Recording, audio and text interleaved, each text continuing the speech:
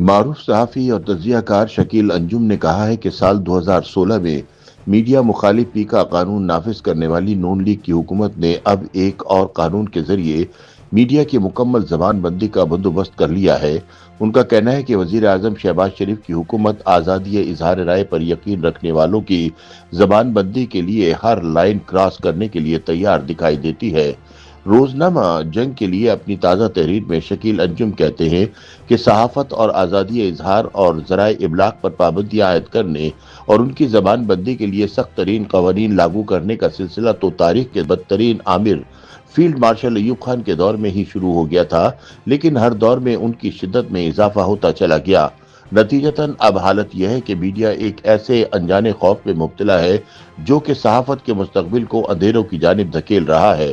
ان کا کہنا ہے کہ نون لیگ کی حکومت یہ دعویٰ کرتی ہے کہ پی کا بل آزادی اظہار رائے اور آزادی صحافت پر قدغن نہیں لگائے گا، بلکہ اس کا مقصد اس بے لگام سوشل میڈیا کو لگام ڈالنا ہے جو لوگوں کی عزت اچھالنا باعث عزت سمجھتا ہے۔ شکیل انجم کے مطابق اگر حکومت کا موقف درست ہے تو اس قدر جلد بازی میں قانون سازی کا مطلب اور قصد کیا ہے؟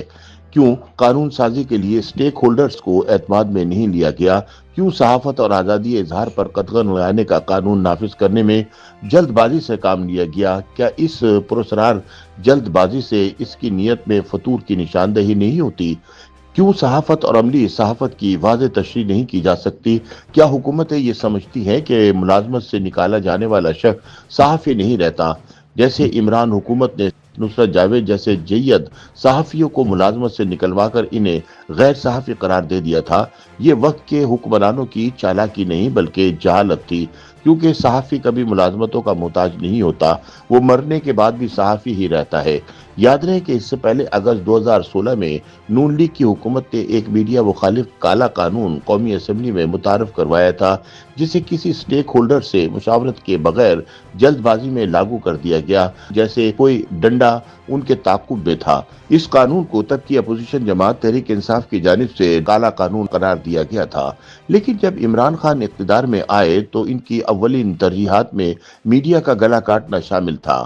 انہوں نے انتہائی رازداری کے ساتھ صحافت کی آزادی پر شب خون مارا اور ایک صدارتی آرڈیننس کے ذریعے نون لیگی حکومت سے کہیں زیادہ زہریلا اور کالا قانون لاگو کر دیا۔ شکیل انجم یاد دلاتے ہیں کہ اسلام آباد ہائی کورٹ نے اس قانون کو غیر آئینی اور غیر قانونی قرار دیتے ہوئے صدارتی آرڈیننس کے ذریعے منظور کیے جانے والے بل کو مسترد کر دیا تھا۔ اسی قانون کی بنیاد پر عمران دور حکومت میں سینئر صحافیوں عامر میر اور عمران شفقت کو بھی گرفتار کیا گیا تھا۔ عمران حکومت کے خاتمے کے بعد اس قانون کو متعارف کروانے والی مسلم لیگ نون اقتدار میں آئی تو اس نے اپنا ادھورا مشن مکمل کرنے کا فیصلہ کیا اور پہلے سے کہیں زیادہ سخت ترامیم کے ساتھ کسی اتحادی پارٹی یا سٹیک ہولڈرز کو اعتماد میں لیے بغیر پارلیمنٹ سے اس کی منظوری لے کر نافذ کر دیا۔ اس قانون کے نافذ ہونے پر Pakistan federal union of journalist سمیت تمام میڈیا تنظیموں نے شدید رد عمل کا اظہار کیا۔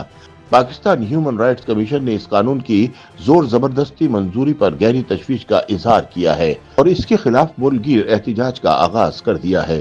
ناقدین کا موقف ہے کہ یہ قانون سیاسی کارکنوں، صحافیوں اور سیاسی مخالفین کو نشانہ بنانے کا ایک ذریعہ بن سکتا ہے۔ نئے قانون کی دفعہ 26A میں جعلی یا جھوٹی خبروں پر زور دینا تشویشناک ہے۔